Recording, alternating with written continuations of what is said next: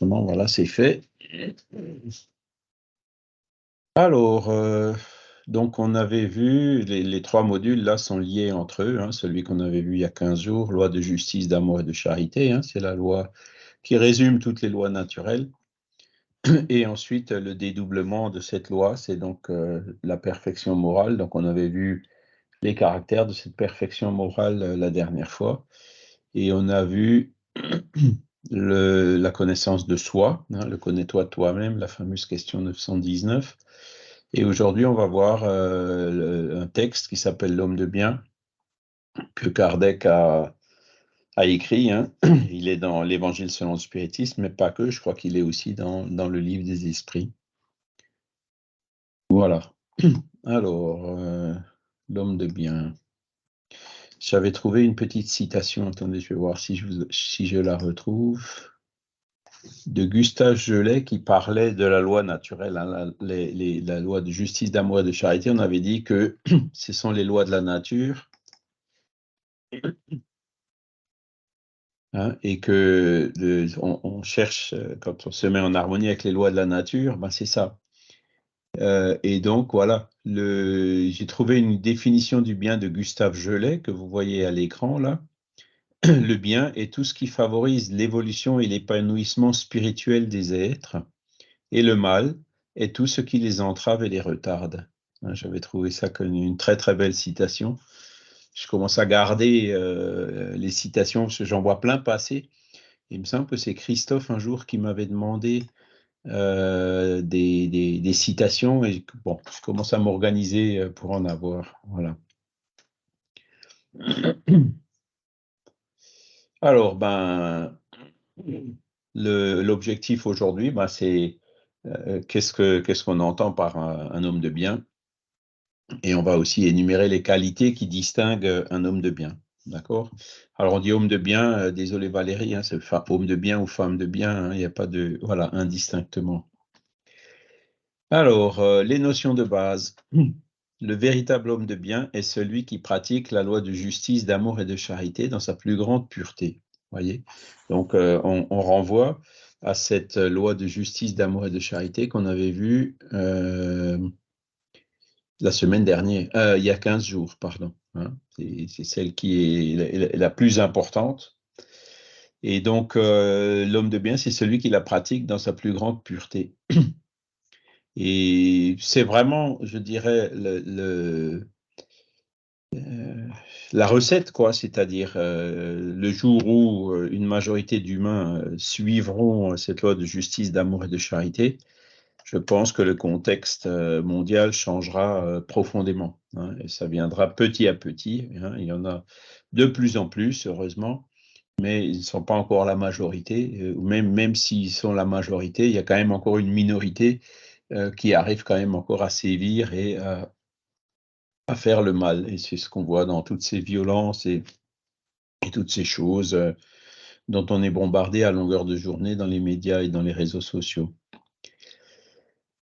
Alors, l'homme de bien, hein, donc s'il interroge sa conscience sur les actes accomplis, il se demandera s'il n'a point violé cette loi, s'il n'a point fait de mal, s'il a fait tout le bien qu'il a pu.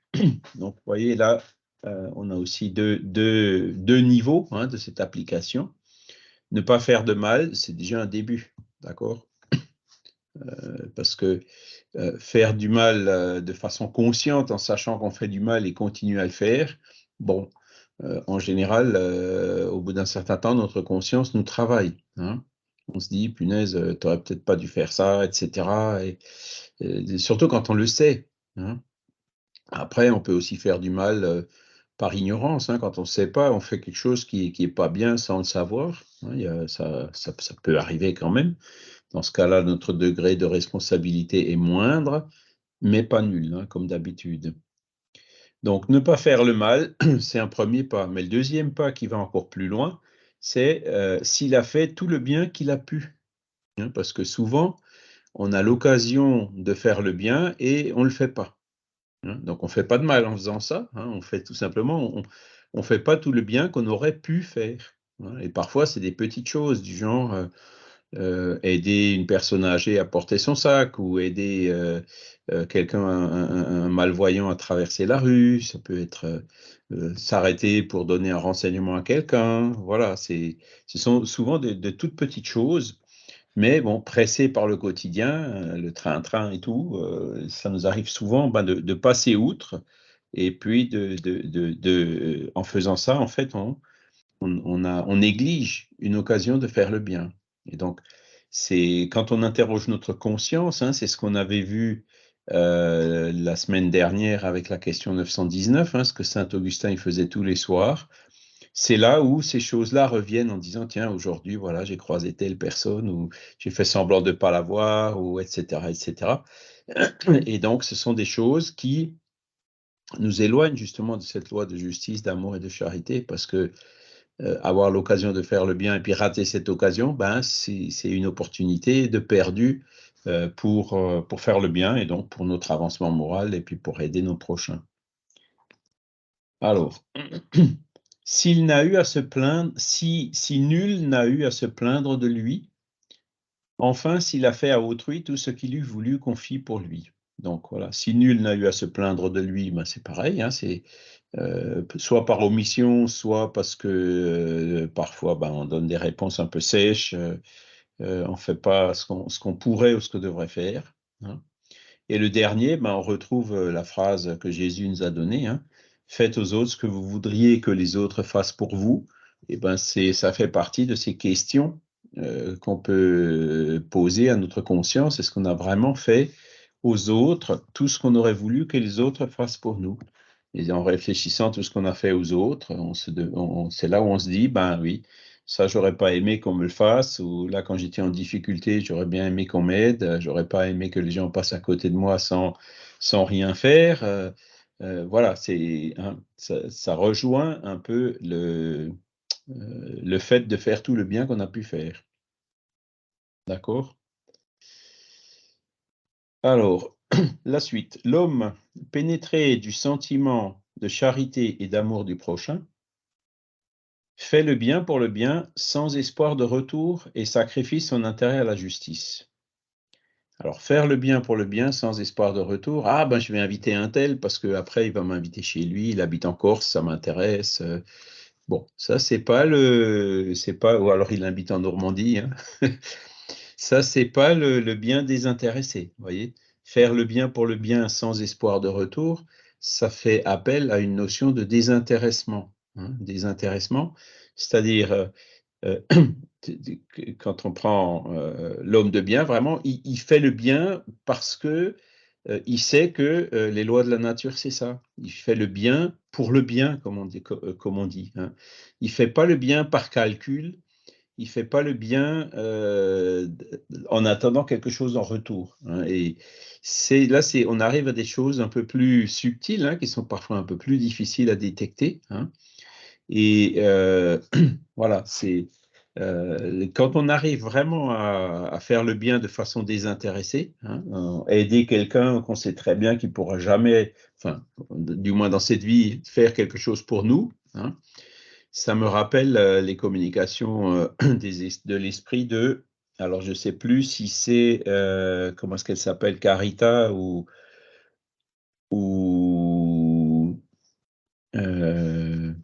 l'autre esprit qui, je ne sais pas si c'est Saint-Augustin, l'autre esprit qui a donné beaucoup de communication sur la charité, qui disait que ben, il y a des esprits qu'il a pu aider quand il était incarné, et qui aujourd'hui, dans le monde spirituel, ces esprits-là, en fait, sont plus élevés que lui, et c'est ces esprits-là qui l'aident. Hein. Donc, le retour, en fait, il viendra, puisqu'on récolte toujours ce qu'on a semé. Hein. Mais même quand on fait le bien, hein, même déjà ça va un peu trop loin. Je dirais, ben, je fais le bien parce que je sais que il me sera rendu plus tard. Hein. Alors, on le sait, ça fait partie des lois de la nature, mais quand on commence à trop calculer ce genre de choses, on perd déjà ce désintéressement. Voyez, il faut vraiment que ce soit, comment dire, un réflexe, quoi. On arrive, on voit quelqu'un, pouf, on va spontanément, sans réfléchir, lui donner un coup de main, quoi. Hein, c'est ça, faire le bien pour le bien. et il sacrifie son intérêt à la justice. Alors ça, pareil, on peut donner beaucoup d'exemples. Hein, sacrifier son intérêt à la justice, bon, on se dit, qu'est-ce qu'on peut donner comme exemple?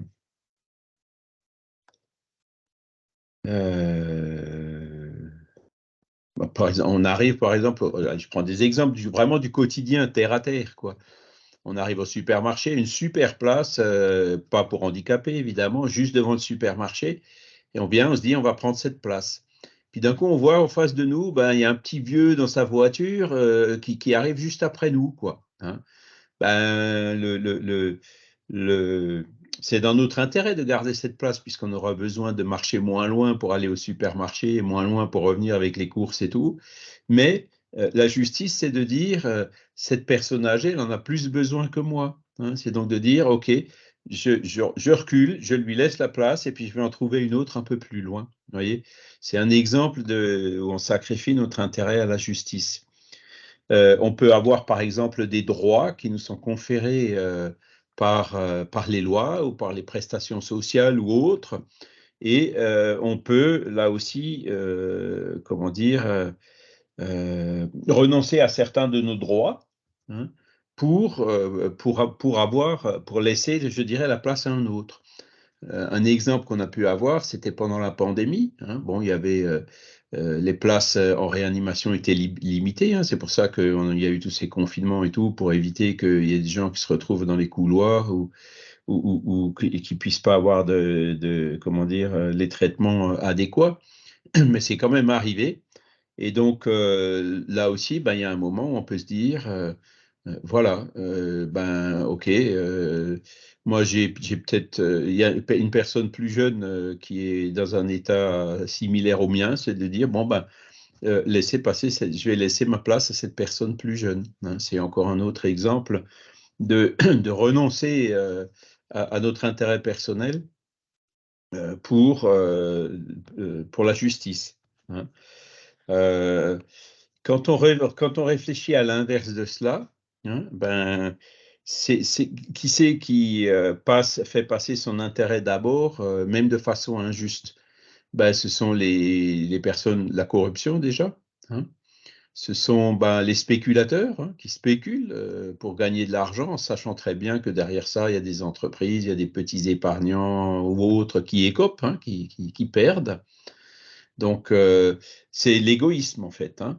Celui qui fait passer son intérêt d'abord avant l'intérêt collectif, c'est l'égoïste. Hein. C'est du genre.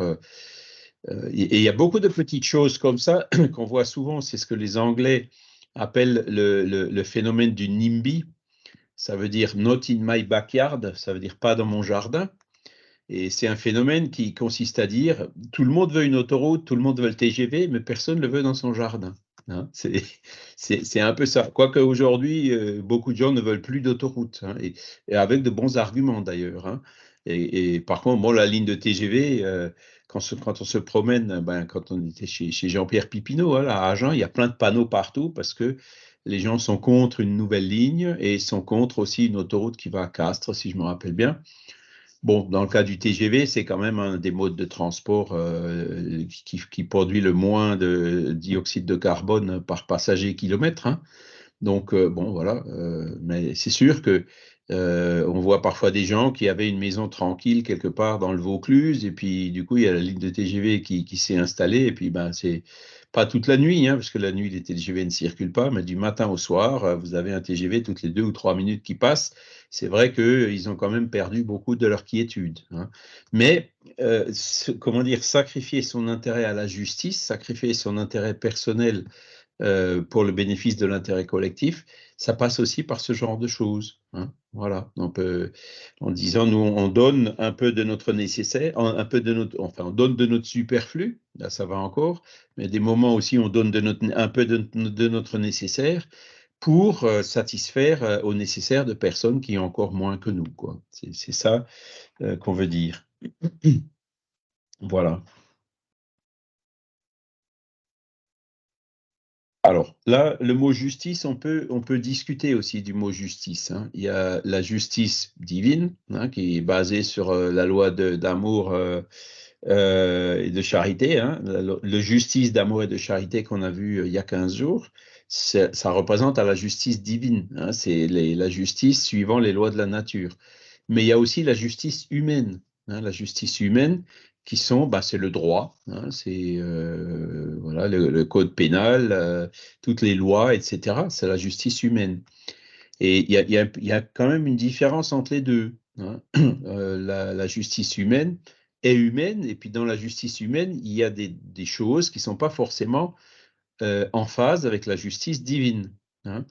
Il y a encore pas si longtemps que ça, hein, il y a 200 ans, l'esclavage était autorisé par la loi, hein. Mais on voit ça a été aboli entre-temps, et ça fait partie des exemples donc où la justice humaine, qui est encore loin de la justice divine, ben, petit à petit, avec l'évolution, s'en rapproche, hein.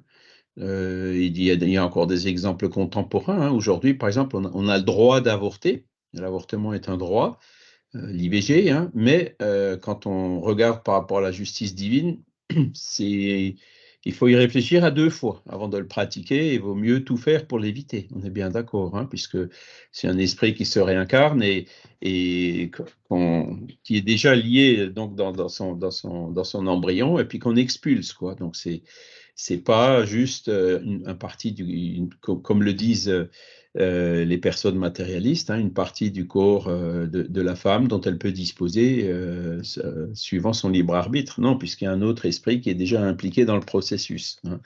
Donc voilà, ce sont différents exemples donc des écarts qu'on peut encore avoir entre la justice humaine et la justice divine. Alors, on va continuer. L'homme de bien est bon, il est humain, il est bienveillant pour tout le monde, parce qu'il voit des frères dans tous les hommes, sans exception de race ni de croyance. Alors là, on est vraiment dans l'actualité, hein.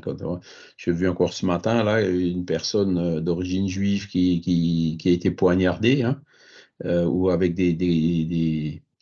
comment dire, des tags qui ont été mis sur sa porte ou des choses comme ça.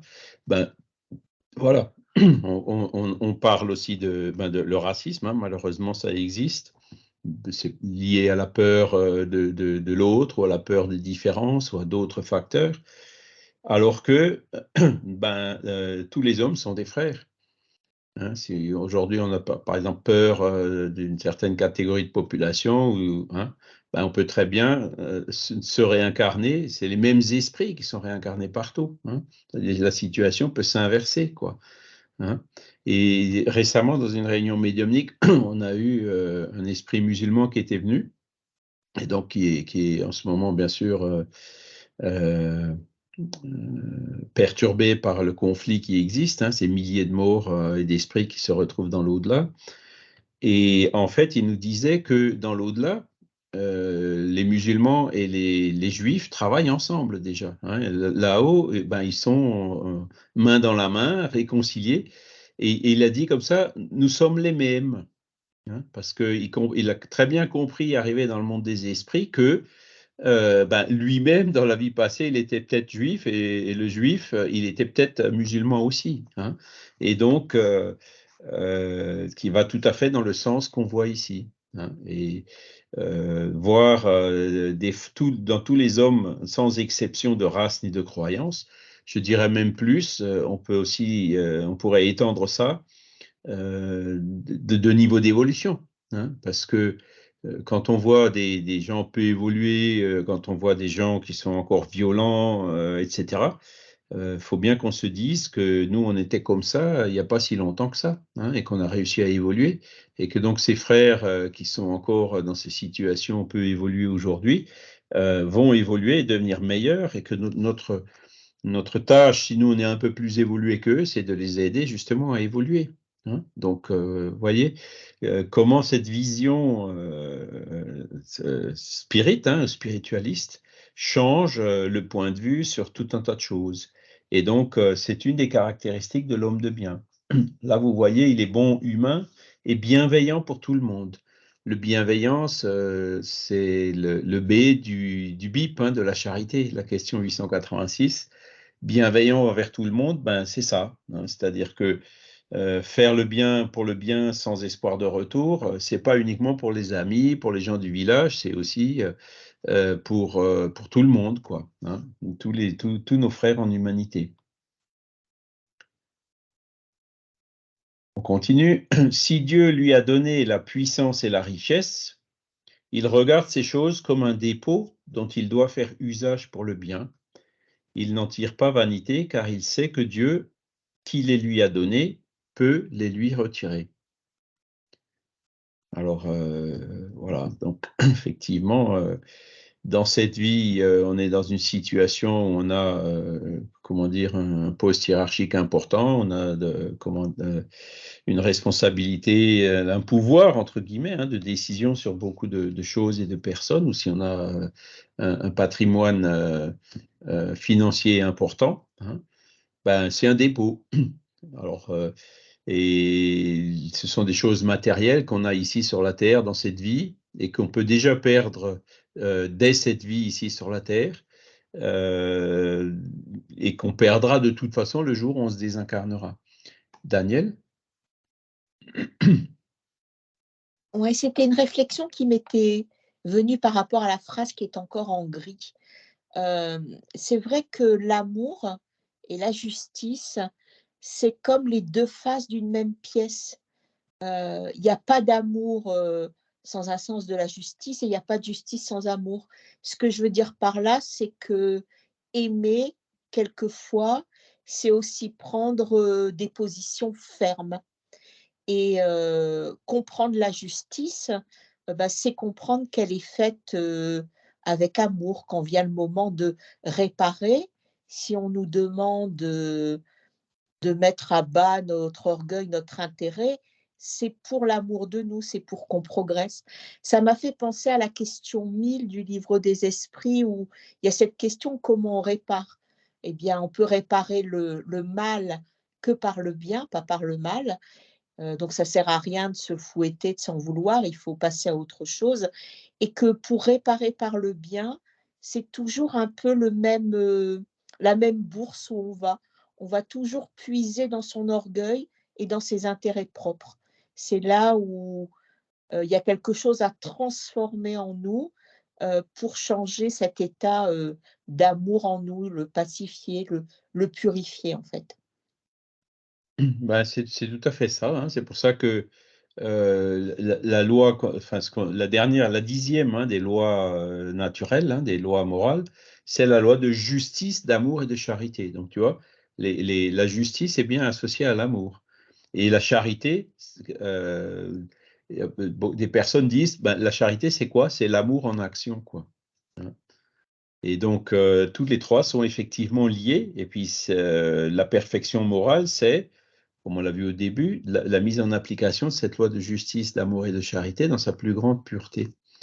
Et tu as raison de dire que l'amour, c'est pas toujours de dire oui à tout, hein. L'éducation des enfants, c'est un bon exemple, quoi, hein. Et un autre, on a un guide et modèle, hein, comme on nous dit dans la question 625, qui était Jésus.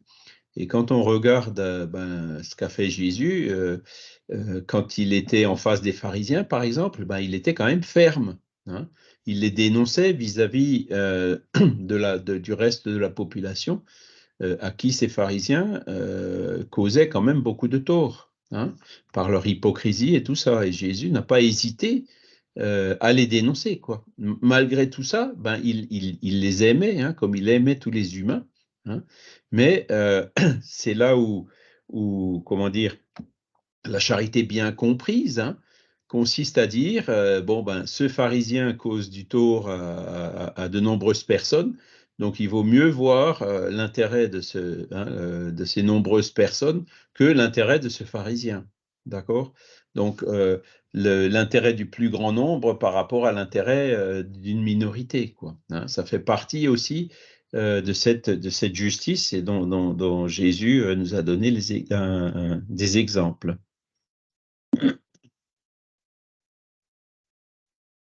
Voilà. Et donc ce dépôt, ben voilà, la richesse, on peut la perdre dès cette vie, hein, par une ruine, par un krach boursier ou autre, et même un poste de responsabilité, on peut aussi le perdre, hein, l'entreprise ferme, ou on est, comment dire, si on l'exerce pas bien, eh ben, on est remplacé par quelqu'un d'autre et on se retrouve. Ce sont des situations qui sont éminemment temporaires, ces situations donc de richesse. Donc, c'est pour ça qu'il attire notre attention. Donc, quand on est dans une situation comme ça, il faut qu'on en fasse usage pour le bien, c'est-à-dire être bienveillant vis-à-vis des subordonnés, voir toujours l'intérêt collectif avant son intérêt personnel. C'est du genre, euh, aujourd'hui, ben, c'est, comment dire, il y a pas mal de personnes qui se révoltent dans les entreprises en voyant les salaires des dirigeants, quoi, et toutes les indemnités. Bon, est-ce que c'est juste, est-ce que c'est pas juste? C'est clair qu'aujourd'hui, c'est allé beaucoup trop loin, quoi. Et donc, c'est malsain parce que ces salaires tellement élevés, mirobolants, attirent des gens qui regardent d'abord justement leur intérêt personnel. Leur but premier, ben, c'est le salaire qu'ils reçoivent à la fin du mois, avant que ce soit l'intérêt de l'entreprise. Ils ne sont pas tous comme ça, mais c'est clair qu'il y en a. Michel, tu avais levé la main? Alors, on ne t'entend pas.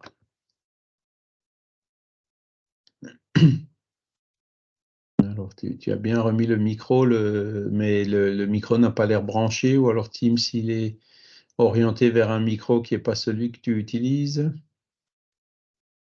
ou alors les piles sont vides.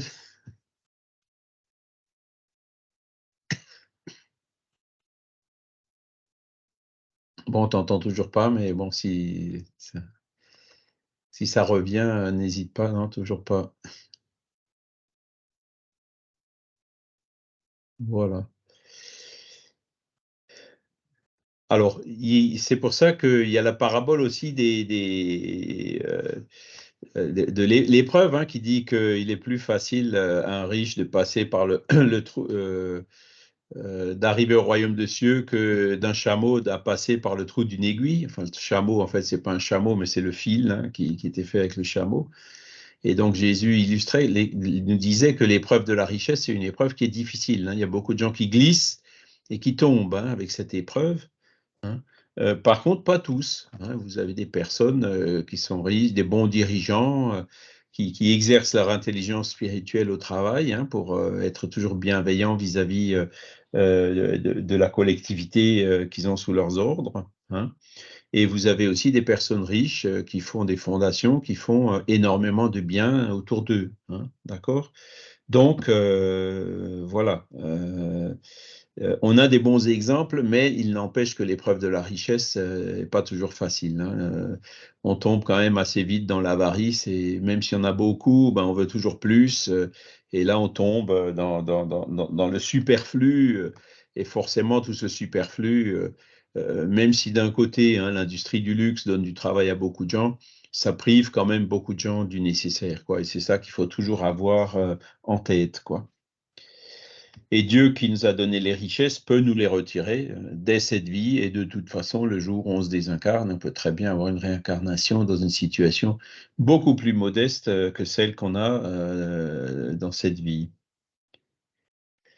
Alors, si l'ordre social a placé des hommes sous sa dépendance, donc c'est un petit peu un développement de l'antérieur, il les traite avec bonté et bienveillance parce qu'ils sont ses égaux devant Dieu. Il use de son autorité pour relever leur morale et non pour les écraser par son orgueil. Alors, ça peut paraître évident comme ça, mais vous avez tous certainement vu ou connu des chefs autoritaires, quoi. On n'est plus à la période de l'esclavage, parce que là, pareil, l'esclavage, c'était des personnes qui étaient dépendants de leurs propriétaires, puisque c'était ça.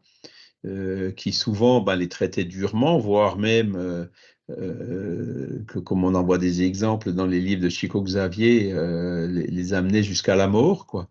Et ensuite, dans le monde spirituel, ça génère des situations terribles, quoi, de persécution, d'obsession, où ça demande des réincarnations dans des situations difficiles, justement, pour expier les erreurs qu'on a pu commettre.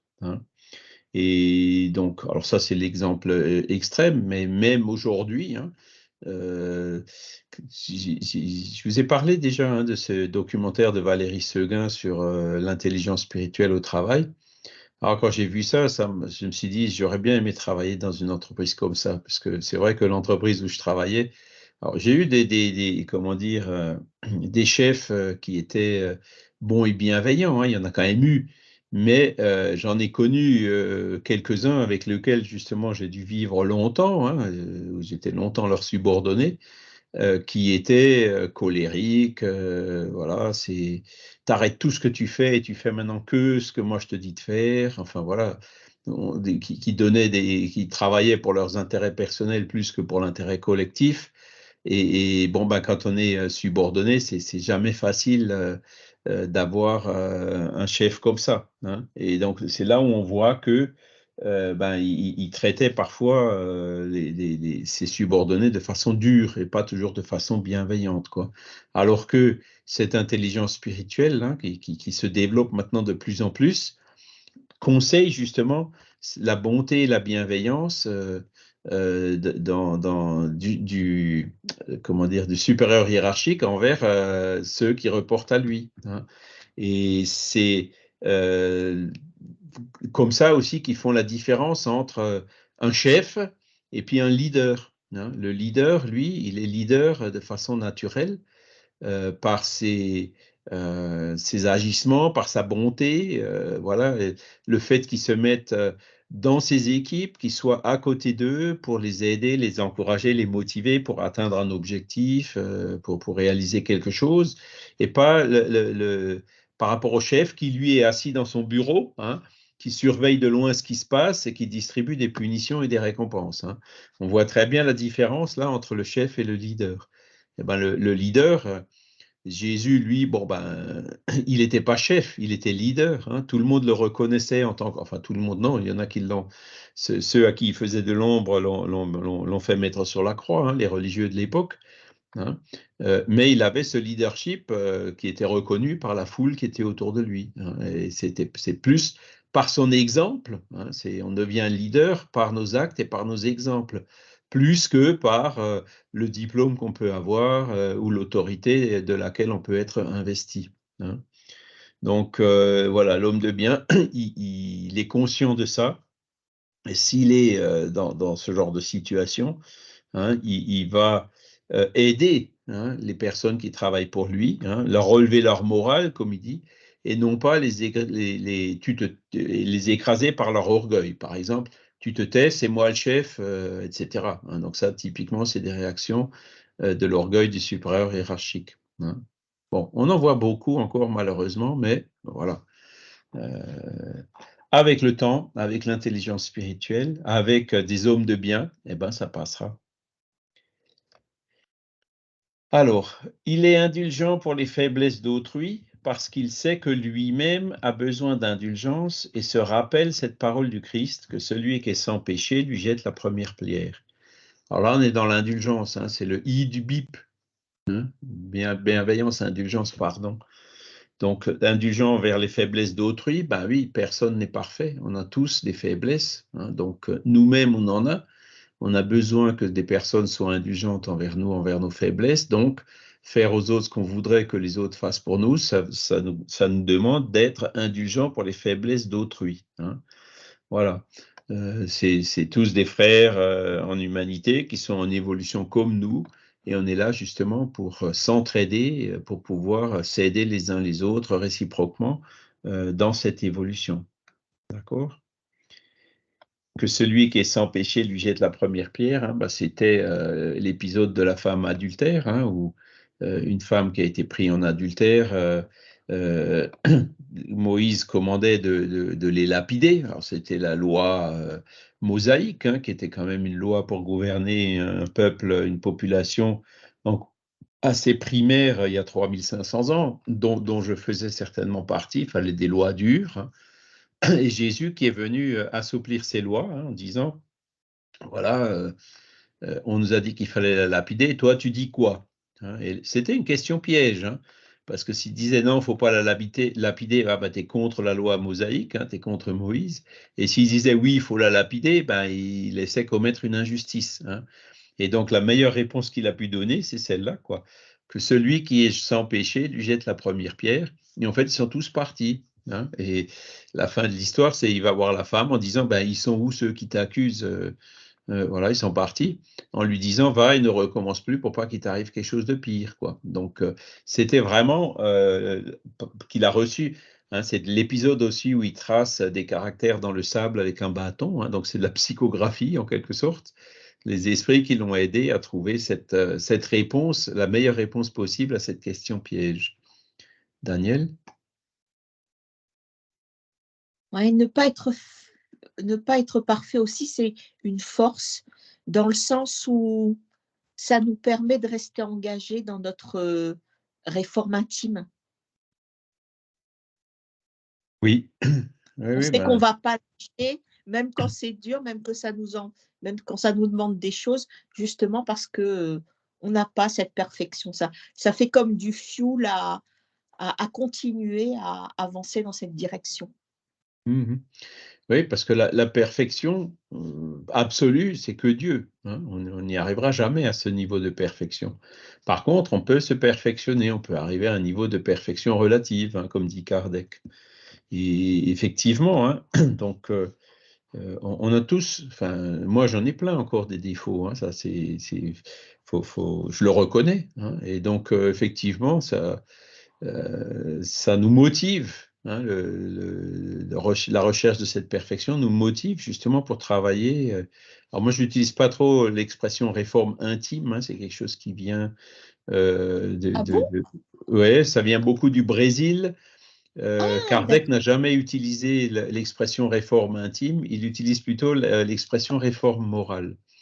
Donc, je préfère utiliser cette expression de réforme morale parce que un jour, j'avais Intime, ça rencontré a un un... autre sens. C'est vrai. Pardon? Intime, ça a un autre sens en français. Oui, et ça a même plusieurs sens, Ouais. quoi. Hein, voilà. Et donc, alors que réforme morale, ben, c'est l'expression qu'a utilisée Kardec, et je préfère celle-là. Et un jour, j'étais à un congrès au Brésil et il y a un professeur d'université, hein, de Campina, non, pas de Campina Grande, de João Pessoa, qui m'a dit, ouais, c'est lui qui m'a un peu alerté là-dessus en disant, la réforme intime, en fait, c'est quand on fait des recherches, on trouve des origines de mouvements évangéliques, tu vois, c'est quelque chose qui vient. Alors, je dis pas que c'est mal, mais je préfère le mot réforme morale. C'est pour ça que moi, je mettrai jamais le titre réforme intime à un congrès. Hein, tu vois, je pense que tu vois de quoi je veux parler. Je préfère l'utiliser et rester fidèle à Kardec et utiliser l'expression réforme morale qui est meilleure. Mais c'est ce travail effectivement qu'on a à faire tous les jours. Hein. Donc, de voir nos faiblesses, de voir les défauts qui nous restent, de voir les mauvais penchants qu'on a encore, et puis ben, de tous les jours essayer de travailler un peu dessus par la volonté, hein, un peu comme le statutaire quand il fait une statue avec son marteau et son burin, il va arrondir les angles pour arriver à donner la perfection à son œuvre, quoi. Ben, c'est un peu ça. Alors, il n'est point vindicatif. À l'exemple de Jésus, il pardonne les offenses pour ne se souvenir que des bienfaits, car il sait qu'il sera pardonné comme il aura pardonné lui-même. Donc là, bah, c'est le P du BIP. Hein. Vous voyez, tout est basé sur la charité, hein, bienveillance, indulgence, pardon, et là, on est maintenant dans le pardon, quoi. Hein. Vindicatif, bah, c'est ce qu'il y a de pire. Hein. C'est la mauvaise interprétation de œil pour œil, dent pour dent, hein, qu'on voit malheureusement dans l'actualité en ce moment. Hein. La vengeance, la vengeance, elle est souvent pire que un acte d'agression. Hein. L'acte d'agression, il peut être, comment dire, irréfléchi, spontané, etc. Alors que la vengeance, non, elle est toujours réfléchie. D'accord? La vengeance, c'est pas fait sur un coup de tête, c'est fait de façon froide et préméditée. Donc celui qui se venge, il est souvent pire que celui qui agresse. Hein, parce que s'il a agressé sur un mouvement d'humeur ou un mauvais moment ou une mauvaise influence temporaire, voilà, celui qui venge, non. Hein. Et l'expression le dit bien, hein, la vengeance est un plat qui se mange froid.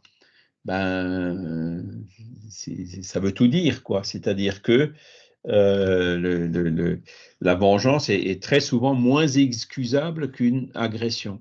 Et partant de là, le texte va encore plus loin pour l'homme de bien en disant il faut pardonner, hein, les offenses qu'on a subies, hein, pour ne se souvenir que des bienfaits. Alors les bienfaits, ben, la personne qui nous a offensés à un moment, elle a très bien pu nous aider ou nous faire du bien à d'autres moments, hein. Et on peut aussi se souvenir que, ben, par exemple, quand on a été offensé quelque part, c'était pour attirer notre attention sur quelque chose qu'on n'aurait pas, sur laquelle on n'aurait pas porté notre attention sans avoir été offensé. Donc, vous voyez, derrière un mal, souvent, la plupart du temps, découle un bien, hein. Derrière un mal découle une amélioration, même si ce n'est pas toujours tout de suite, hein. Voilà. Et donc, dans la prière dominicale, on nous dit la même chose, hein, pardonnez-moi comme je pardonnerai à ceux qui m'ont offensé. Donc, c'est vraiment quelque chose auquel le pardon, on nous y encourage tout le temps et partout, hein. Dans l'éducation de nos enfants, hein, combien de fois on demande à nos enfants de pardonner le copain ou la copine qui a causé du tort ou qui lui a cassé quelque chose ou qui lui a pris quelque chose, hein. Donc, voilà, et ben, ça s'applique aussi à nous. Et c'est le meilleur exemple qu'on peut donner à nos enfants, c'est quand nous-mêmes on pardonne des choses. Et donc les enfants suivent notre exemple. Voilà. Et le œil pour œil, dent pour dent, donc la mauvaise interprétation, c'est la vengeance, hein. Et quelle est la bonne interprétation de œil pour œil, dent pour dent?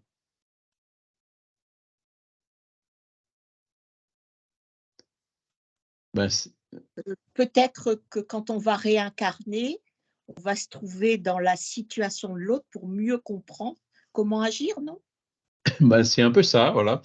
Œil pour œil, dent pour dent, c'est les lois de la nature, hein. C'est-à-dire que il n'y a pas un seul bienfait qui se perd et il n'y a pas une seule mauvaise action aussi qui se perd, hein. Donc, toute mauvaise action qu'on fait, il va falloir que, par la loi de cause à effet, qu'on en subisse les conséquences et qu'on la répare par la suite, hein, qu'on prenne le RER, comme je vous dis souvent. Le œil pour œil, l'interprétation correcte de œil pour œil, dent pour dent, c'est ça. Les lois de la nature sont les mêmes pour tout le monde, hein. Si on saute par la fenêtre, ben œil pour œil, dent pour dent, c'est on tombe et en tombant, on se fait mal, hein. C'est ça. C'est l'application des lois de la nature de façon universelle à tout le monde. C'est comme ça qu'il faut le comprendre, et non pas dans le sens de la vengeance, hein, qui va beaucoup, beaucoup trop loin. Et la nature ne se venge pas, hein. Les lois de la nature sont ce qu'elles sont, et quand on fait des choses qui ne sont pas en harmonie avec elles, on en subit des conséquences, hein.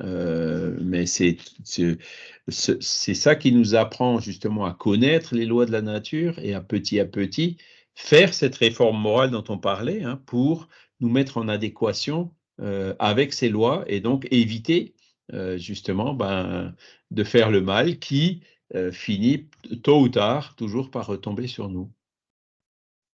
D'accord? Voilà. Et puis le dernier qui est dans cette partie-là, le texte est un peu plus long, c'est un peu résumé là, mais on va voir s'il nous reste du temps pour rentrer pour voir les autres paragraphes. Il respecte enfin dans ses semblables tous les droits que donnent les lois de la nature, comme il voudrait qu'on les respectât envers lui. Et ça, c'est aussi un sujet fondamental, hein, c'est que si on veut que nos droits soient respectés, hein, ben, la moindre des choses, c'est de respecter les droits des autres. Parce que si on ne respecte pas les droits des autres, comment veut-on que nos droits soient respectés? Si tout le monde fait ce qu'on fait, personne ne respecte les droits de personne, ça veut dire que ben, on n'a plus ces droits. Un des droits, c'est la liberté, hein.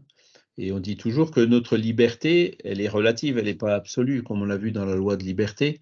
Elle s'arrête là où elle empiète sur la liberté du prochain, hein. Donc, si on ne respecte pas la liberté du prochain, le prochain ne respecte pas la nôtre non plus. Donc, on n'est plus libre, hein.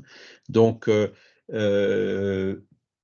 tous les droits, en fait, demande ce respect des droits du prochain. Alors, les droits que donnent les lois de la nature, hein, aujourd'hui, il y a même l'autre aspect qui dit on va un peu trop loin hein, pour la nature, on en abuse, quoi. Hein, ok, j'ai le droit, j'ai une voiture, donc j'ai le droit de me déplacer.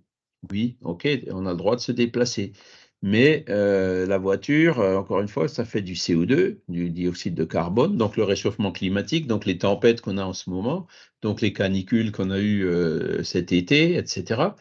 Ok, c'est un droit, mais si on en abuse, on voit très bien que la nature, hein, elle nous prévient en disant, là, tu es allé un peu trop loin, quoi. Et on ne peut plus revenir en arrière, d'ailleurs, aujourd'hui. Hein.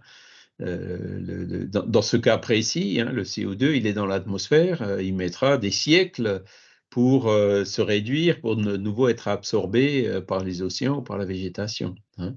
Et donc, c'est là où on se réfléchit, ok, j'ai le droit, j'ai une voiture, j'ai l'argent, je peux mettre de l'essence je peux la payer et tout, mais est-ce que c'est pour autant qu'il faut que je prenne ma voiture pour aller acheter une baguette à 500 mètres ou à 1 kilomètre ou pour emmener le gamin à l'école qui est pas qui est pas loin? C'est là où il faut réfléchir en se disant, OK, si je vais voir ma mère ou ou mes parents qui sont malades et qui habitent à 50 kilomètres, là, évidemment, j'utiliserai la voiture pour faire le bien. Mais si c'est pour aller acheter une baguette, même par temps de pluie, je prends mon parapluie et puis je vais à pied pour faire les 500 mètres. Hein. Donc, c'est bon pour nous physiquement, c'est bon pour la nature. Donc, vous voyez, ça fait partie de tout un tas de petites choses comme ça du quotidien. Hein. Donc, pour nous, les plus anciens, c'est peut-être relativement facile parce qu'il n'y avait pas toutes ces voitures. Quand j'étais jeune, je me souvenais, hein, mon père, comme il avait un petit commerce, il était obligé d'avoir une voiture, mais c'était un des seuls qui avait une voiture dans le voisinage. Hein, et donc, quand il fallait emmener quelqu'un à l'hôpital, ou enfin voilà, les voisins venaient. Il y avait même le téléphone, c'était comme ça. Tout le monde n'avait pas le téléphone, quoi. Alors qu'aujourd'hui, chacun a 2 ou 3 téléphones. Donc, voilà, si c'est le jour où vraiment, comment dire, euh, euh, la nature qui nous montre déjà ses limites aujourd'hui, il va falloir qu'on se serre la ceinture. Comme je l'ai vu quand j'étais jeune, ce sera plus facile de retourner un peu que par rapport aux enfants d'aujourd'hui, hein, qui n'ont jamais connu ces périodes un peu plus sobres et donc qui considèrent énormément de choses comme étant acquises, alors qu'en fait, elles ne le sont pas du tout. Hein. Ils auront beaucoup plus de difficultés pour revenir en arrière. Mais pas tous, hein, parce qu'on voit justement dans les militants pour la protection de la nature, il y a beaucoup, beaucoup de jeunes. Et ça, c'est très bien, parce que ça montre que déjà jeunes, ils ont cette conscience, voilà, en disant, euh, vous voyez, une autre réaction qu'on voit souvent, les jeunes disent, oui, mais c'est mon avenir. Hein. Vous, les vieux, vous serez plus là le jour où vraiment il y aura tout ça. Hein. Donc, mais ils oublient de dire que nous, les vieux, on se désincarnera, mais quand on se réincarnera, ce sera encore pire, quoi. Hein. Donc, les enfants de nos petits-enfants, ce sera nous. Hein. Donc, il faut toujours le voir comme ça. Et ce qu'on sème aujourd'hui, on finira tôt ou tard par le récolter. Hein.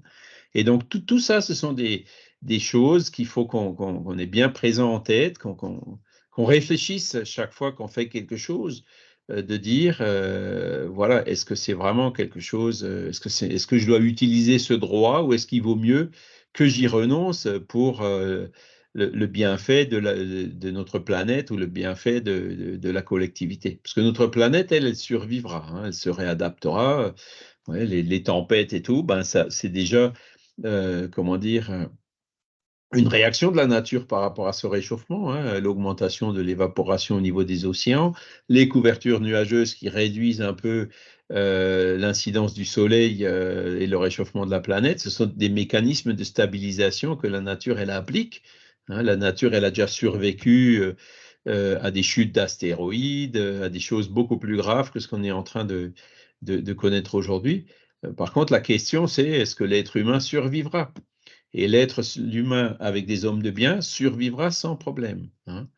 Par contre, avec des égoïstes, hein, si chacun commence à tirer la couverture à lui, quand on aura des flux de population qui fuient des inondations, des sécheresses, des canicules, Si on les accueille à bras ouverts, ça se passera bien. Si on les accueille par contre avec des murs ou des barrières ou encore pire avec des armes, eh ben, forcément, ça se passera mal, quoi. Donc, l'avenir de l'humanité dépend des humains, clairement, hein. La nature, elle, survivra, mais l'humanité, avec des hommes de bien, il n'y aura aucun problème. Avec de la charité, de la bienveillance, de l'indulgence, du pardon, de la fraternité, de l'abnégation, on arrivera à surmonter toutes les difficultés, hein, c'est clair. Voilà, donc pour l'homme de bien, est-ce que vous avez des questions à ce stade? Il n'y a qu'à, hein, comme on dit, hein. C'est pas... voilà. Donc, alors, on va regarder quelques paragraphes volontairement, hein. Quelques paragraphes, pardon, qu'on a, qui n'étaient pas dans le résumé plus haut.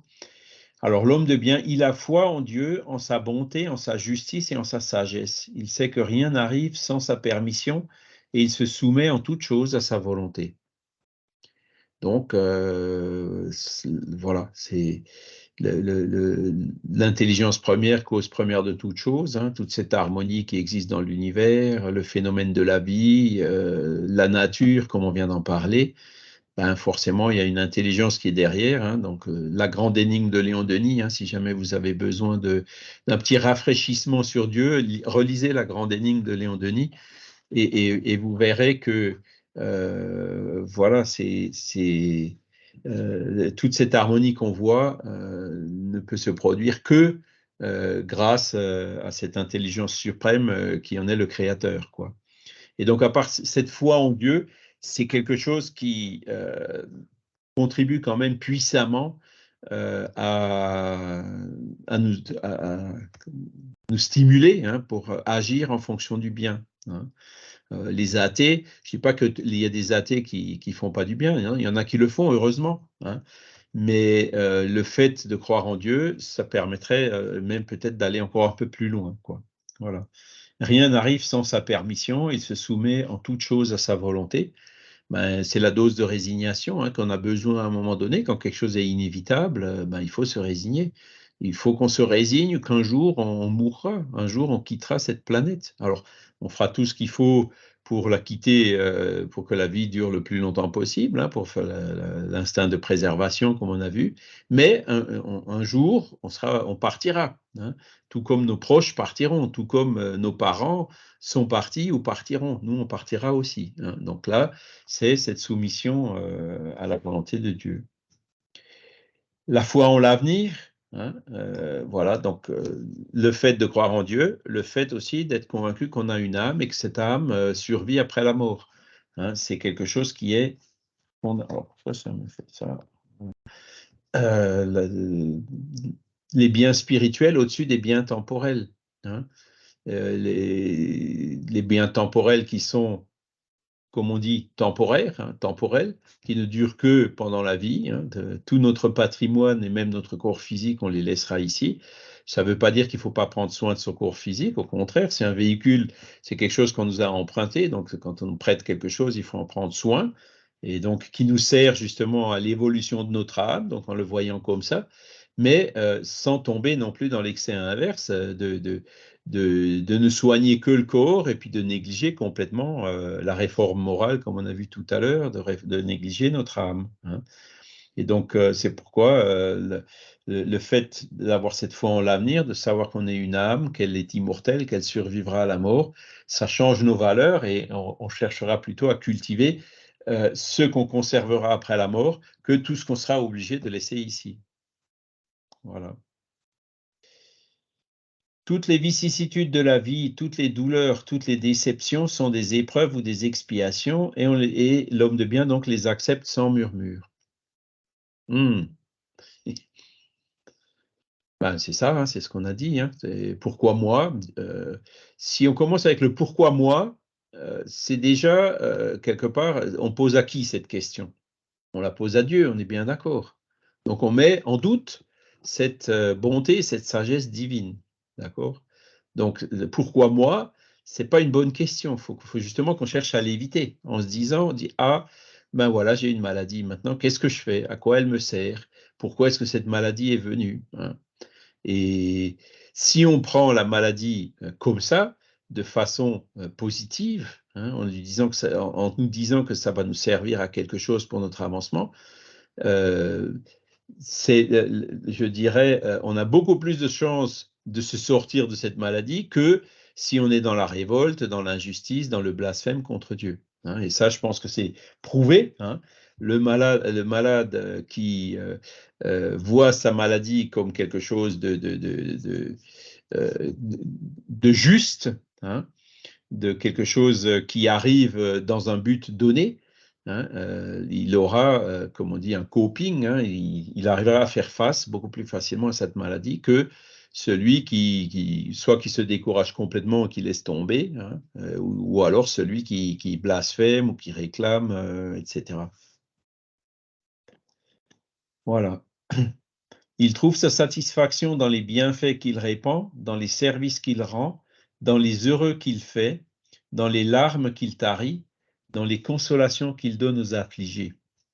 Voilà, il cherche donc, en fait, il trouve sa satisfaction dans cette paix de conscience. Hein, quand il a la conscience tranquille, et je pense que ça nous arrive à tous, hein, à notre niveau, évidemment, hein, mais quand on a fait quelque chose de bien et qu'on a bonne conscience, ça nous fait du bien physiquement, hein, ça nous déstresse, ça nous donne justement cette satisfaction d'avoir pu faire quelque chose pour les autres. Hein. Une personne qui arrive en pleurs, complètement désespérée, et qu'on arrive à la consoler. Est-ce qu'il y a quelque chose de plus beau, de plus encourageant, de plus réconfortant pour nous-mêmes que d'avoir pu aider cette personne qui était aussi désespérée? Hein? C'est ça les satisfactions que trouve l'homme de bien. Son premier mouvement est de penser aux autres avant de penser à lui, de chercher l'intérêt des autres avant le sien propre. L'égoïste, au contraire, calcule les profits et les pertes de toute action généreuse. Alors, c'est là où on peut se poser la question, dans quel camp on est? Est-ce qu'on est dans le camp des égoïstes ou est-ce qu'on est dans le camp de l'homme de bien? Hein? Et là c'est un peu plus dur, hein, c'est-à-dire on renonce à notre intérêt personnel, c'est-à-dire par exemple, on accepte que le TGV il passe dans notre jardin, pour reprendre cet exemple-là, parce que ça permet à beaucoup de gens de voyager. Hein. C'est pas toujours facile, hein, c'est pas toujours simple, mais voilà, la vraie attitude, c'est celle-là. Daniel? Ouais, quand tu as dit, cette phrase: «Pourquoi moi?», ben, on voit que c'est vraiment pas évident parce que c'est presque des fois une phrase qui nous vient en automatique dans la bouche, mais ça veut dire aussi au-delà de ça de contester ce que Dieu nous envoie, ça veut dire aussi dans l'expression, «passe à mon voisin». C'est comme si, on vous préférait que ça arrive à quelqu'un d'autre, qu'à soi-même, quoi, et ça vient avec tout le texte qu'on a lu avant d'enfreindre ainsi la loi, de protéger ses propres intérêts, aux dépens des autres. C'est un peu ça, effectivement, hein, c'est un peu ça. Et alors, bon, j'allais dire, j'ai eu la chance, moi, de passer par la case cancer, par exemple. Hein. Ben, je vous dis, c'est heureusement que mon guide était là pour me donner un coup de main, hein, parce que hein, l'analyse, après la biopsie, et puis le rendez-vous chez le médecin. Ah, qu'est-ce qu'il va me dire?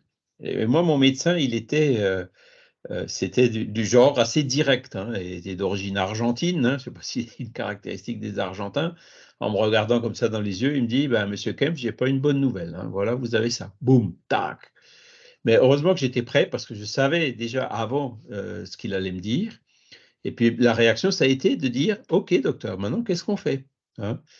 Et la deuxième phrase qu'il a dite, c'est, oui, alors vous êtes encore jeune. J'ai dit, ah ben voilà une bonne nouvelle. Vous êtes encore jeune, on ne peut pas laisser comme ça, il faut qu'on fasse quelque chose. OK, ah ben alors allons-y, faisons, quoi. Et puis, ben aujourd'hui, ben pour l'instant, hein, du moins, s'il plaît à Dieu que ça revienne un jour, ben on fera avec. Hein. Il me laisse, enfin voilà, j'ai plus besoin de cette épreuve-là pour continuer. Voilà, ça a été suffisant pour que je comprenne, quoi. Mais le fait de prendre la chose positivement, je suis persuadé que c'est le facteur, avec l'aide bien sûr médicale, qui a permis de me tirer de cette maladie, hein, clairement. Que celui qui dit ah ça y est c'est fini, je vais mourir, etc., qui baisse les bras et qui met pas son énergie de positive, de volonté et tout pour travailler sur le père-esprit, parce que hein, le cancer, il vient de là en général. Hein. Donc, quand on n'a pas cet état d'esprit positif de nettoyage, de prière, de dire on se retrousse les manches et puis on travaille, c'est sûr que les chances de rémission sont infiniment plus faibles. Voilà, donc ne nous laissons pas abattre, hein, never give up, comme on dit, hein, ne renoncez jamais. Et voilà, hein, c'est ça qui nous aide aussi à avancer vers cet homme de bien. Alors, il respecte en autrui toutes les convictions sincères et ne jette point l'anathème à ceux qui ne pensent pas comme lui. Donc ça aussi, c'est quelque chose qui est important, hein, notamment toutes ces divergences au niveau des religions, mais pas que. Des divergences aussi au niveau les opinions qu'on peut avoir sur des questions sociétales, sur les partis politiques. On voit bien qu'il y a des extrêmes. Hein. Chez nous, bon, on n'est pas encore tombé. Par exemple, le Brésil, il y a une situation terrible, puisque là-bas, il y a une polarisation. C'est ou vraiment l'extrême extrême gauche ou l'extrême extrême droite, quoi. Et donc, il y a des dissensions, il y a des familles qui se divisent, il y a parfois même des mésententes dans certains groupes spirites, ça va jusque-là, hein, parce qu'il y a les spirites qui sont plutôt de gauche et les spirites qui sont plutôt de droite. Voilà. Et donc, là, on nous dit, non, c'est l'inverse. Hein. Ben, celui de gauche, il a une conviction sincère, celui de droite, il a aussi une conviction sincère. Quand on dit conviction sincère, c'est-à-dire que celui qui a la conviction de dire il faut exploiter, il faut torturer, il faut voilà, il faut que la conviction soit sincère. Hein. Une conviction, par exemple, qui nous pousse à faire du mal à quelqu'un d'autre, ben, c'est pas une conviction qui est en accord avec les lois de la nature. Donc là, c'est clair que celle-là, bon, on peut la respecter, mais il faut quand même, entre guillemets, la combattre. Hein. Il faut pas avec la violence, hein, mais avec des arguments, en prévenant les gens qui peuvent en être la victime, etc. Hein. Voilà. Et ne jette point l'anathème à ceux qui ne pensent pas comme lui. Ben, ça, c'est important pour nous, les spirites, hein, parce que quand vous dites que vous êtes spirit autour de vous, ben, souvent, on vous regarde comme ça d'un air un peu bizarre en disant « Oh, le pauvre, il est tombé dans une secte, ou il est devenu fou, il y a comment dire, il a pété un plomb, ou... Hein, combien de fois j'ai entendu ça dans la propre famille, au niveau du boulot ou ailleurs, quoi. Hein. Donc, l'anathème ou alors les scientifiques qui disent oh, ben, ils croient à l'âme, vous vous rendez compte, et ils sont superstitieux et tout. Bon, ben voilà, il ne faut pas se laisser abattre par ces choses-là. Hein. Et nous, surtout, il ne faut pas les répéter vis-à-vis des autres. Hein. Toi, tu es en jetant l'anathème, par exemple, sur des matérialistes. Bon, ils sont matérialistes, ils sont encore à cette phase-là. Eh ben, il y a des matérialistes, encore une fois, qui font le bien. Hein, donc, il ne faut pas aller les perturber. Il y a des catholiques qui font le bien. Le spiritisme, c'est un outil pour nous pousser à devenir des hommes de bien, à faire le bien. Hein. Il vaut mieux, comme le dit Divaldo, hein, un matérialiste athée qui fait le bien qu'un spirit qui fait rien. Hein. Donc, c'est la fin qui compte, c'est pas l'outil. L'outil, on a choisi celui-là parce que c'est celui qui nous convient le mieux, hein, c'est celui avec lequel on a le plus d'affinité, c'est pour ça qu'on est là, hein, cette foi raisonnée, etc. Mais il faut être clair que ce n'est pas le seul chemin. Hein. J'ai connu des artisans qui ont travaillé chez moi, là, qui sont musulmans, mais je tombe en admiration devant leur intégrité et leur honnêteté. Hein. Donc voilà, il faut le reconnaître. Voilà, c'est pas parce qu'ils sont musulmans. C'est pas, voilà. Faut respecter toutes ces convictions sincères. En toutes circonstances, la charité est son guide. Il se dit que celui qui porte préjudice à autrui par des paroles malveillantes, qui froisse la susceptibilité de quelqu'un par son orgueil et son dédain, qui ne recule pas à l'idée de causer une peine, une contrariété, même légère, quand il peut l'éviter, manque au devoir de l'amour du prochain et ne mérite pas la clémence du Seigneur. Hein, c'est la charité, donc le BIP. Hein. Porter préjudice à autrui par des paroles malveillantes, mais clairement, hein, on ne va pas dans le bon sens. Froisser la susceptibilité de quelqu'un à aller mettre le doigt là où ça fait mal. Hein. C'est souvent dans la famille, hein, dans les couples, hein, où les membres se connaissent bien et savent très bien les points faibles de l'autre, hein, que ce genre de choses se produit. Hein. Son orgueil et son dédain, ben, c'est clairement, on n'est pas du bon côté, hein, avec l'orgueil et le dédain. Hein, causer des peines, des contrariétés, quand on peut les éviter, c'est pareil, c'est pas des caractéristiques de l'homme de bien. Voilà. Le pardon, on l'a vu, hein, pas de haine, pas de rancœur. Indulgence envers les faiblesses d'autrui, on l'a vu aussi. Il ne se complaît point à rechercher les défauts d'autrui, ni à les mettre en évidence. Si la nécessité l'y oblige, il cherche toujours le bien qui peut atténuer le mal. Et ça,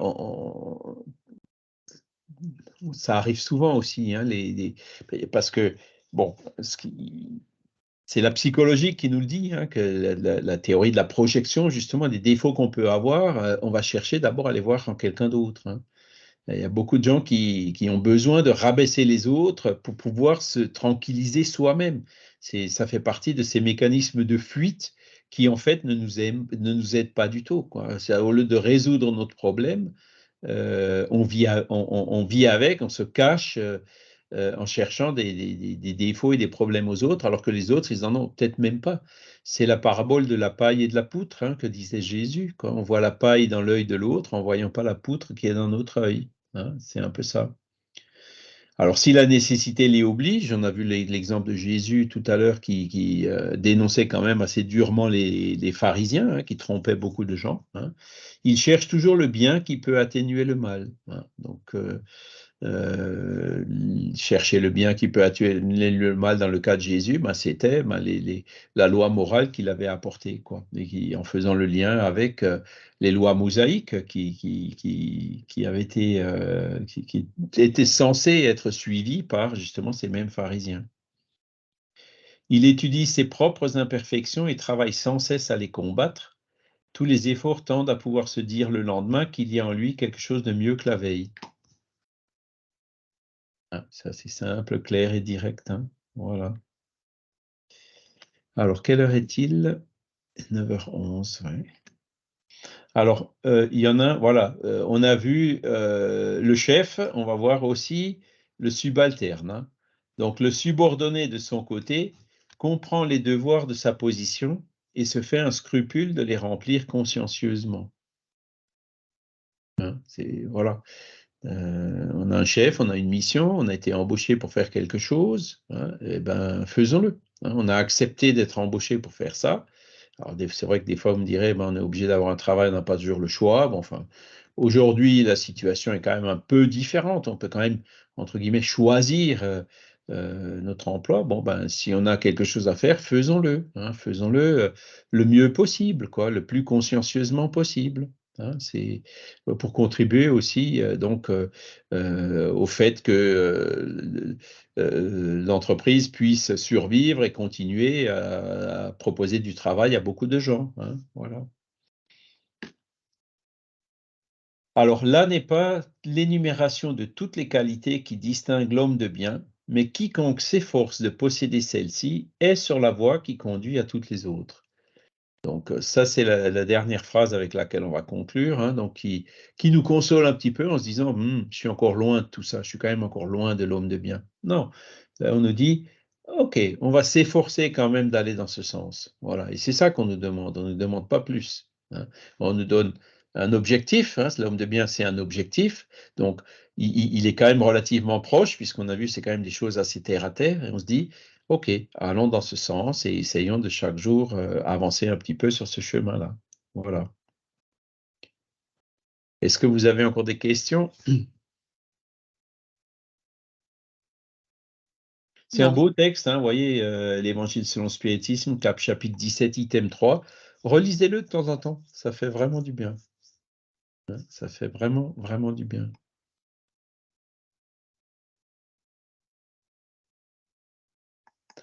Voilà, donc la semaine prochaine, on sera le 12 et on verra le module 19, espérance et consolation, peine et jouissance terrestre et future. D'accord? Donc, ça va être... on est déjà dans la 4e partie du livre des esprits. Hein. Le livre 3e, c'est les lois morales. Le livre 4e, c'est les espérances et consolations. Voilà. Ben, écoutez, je vous remercie encore une fois infiniment pour votre présence aujourd'hui, pour votre participation. On va remercier aussi les bons esprits qui étaient là avec nous aujourd'hui pour nous aider, pour nous inspirer dans ce cours, dans ces réflexions, que cela puisse vraiment nous servir pour pouvoir avancer mieux et d'un pas plus sûr vers cette direction de l'homme de bien, vers notre perfectionnement, vers notre réforme morale, et que cela puisse également avoir été utile pour les esprits qui ont pu nous accompagner aujourd'hui. Voilà. Merci beaucoup à tous. Je vous souhaite un excellent dimanche et puis je vous dis à la semaine prochaine. Merci Charles.